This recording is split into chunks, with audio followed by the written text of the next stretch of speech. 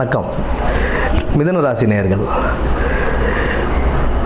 மிதுன ராசிக்கு இந்த குரு பயிற்சி 2025ஆம் ஆண்டு குரு பயிற்சி எப்படி இருக்குது அப்படின்னு பார்த்தோம்னா, விரயஸ்தானத்தில் இருந்த குரு பகவான் இப்போது ஜென்ம குருவாக வருகிறார். உங்களுடைய ராசிக்கே குரு வருகிறார்.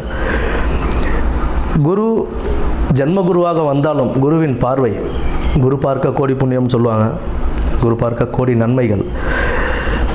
குரு 5ஆம் இடம், 7ஆம் இடம் மற்றும் 9ஆம் இடத்தை பார்வையிடுவதால் இந்த குரு பயிற்சி அவ்வளோ மோசமாலாம் இருக்காதுங்க. ஜென்ம குருன்றது நிறைய பேர் சொல்லுவாங்க, ஜென்ம குரு லைஃப்பில் ரொம்ப கஷ்டத்தை கொடுக்கும் செய்யும் அப்படின்னு. கிடையவே கிடையாது. அவருடைய பார்வைகள் நல்ல பார்வைகளாக இருக்கிறதுனால தொழிலில் நல்ல முன்னேற்றம் கொடுக்கும். தொழில் நல்ல முன்னேற்றம் கொடுக்கும். உங்களுக்கு தொழிலை கற்றும் கொடுக்கும். நீங்கள் கற்றுக்கிட்ட அந்த தொழிலில் நல்ல முன்னேற்றம் அடையலாம். ஏனோ தானோ நம்ம தொழில் செய்யாமல் தொழிலை நல்லபடியாக கற்றுக்கிட்டு அதில் நல்ல முன்னேற்றம் கொண்டு வரலாம்.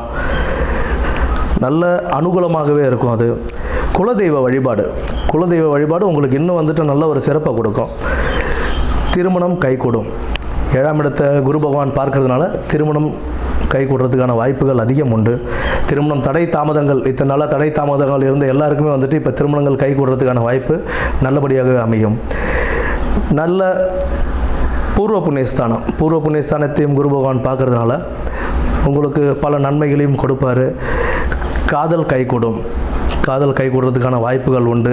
பட் காதல் கைகூடும் அப்படின்னா பெற்றோர்களின் ஆசீர்வாதத்தோடு செய்து கொள்வது இன்னும் சிறப்பு. குரு பகவானை பொறுத்த வரைக்கும் எப்படி அப்படின்னா, நம்மளுடைய குருமார்கள், நமக்கு சொல்லிக் கொடுத்த ஆசான்கள், அவங்களையும் பெற்றோர்களையும் வணங்கி நம்ம எந்த அளவுக்கு பணிவோடு இருக்கோமோ அவங்கக்கிட்ட அதுக்குண்டான பலன்கள் நமக்கு கைமேலேயே கிடைக்கும். குரு பகவான் 9ஆம் இடத்தை பார்ப்பது ஒரு நல்ல அமோகம். தொழிலில் ஒரு நல்ல முன்னேற்றம் கிடைக்கும். ப்ளஸ் கூட்டு தொழில் கொஞ்சம் கவனமாக, கூட்டு தொழிலையும் நம்ம கவனத்தோடு செயல்பட்டு பண்ணோம் அப்படின்னா அதுலேயும் நல்ல ஒரு லாபங்கள் அனுபவிக்கலாம். ஜென்மகுரு மெயினாக தொழிலில் ரொம்ப கவனமாக இருக்கணும். தொழிலில் பதவி உயர்வு, பணி உயர்வு இதெல்லாம் கிடைச்சாலுமே அதை நம்ம செய்யும்போது ரொம்ப கவனத்தோடு செய்யணும். ஏதாவது சிறிய தவறு ஏற்பட்டாலும் அதுக்குண்டான பலன்கள் அதிகமாக நம்ம பார்க்க வேண்டியதாக இருக்கும்.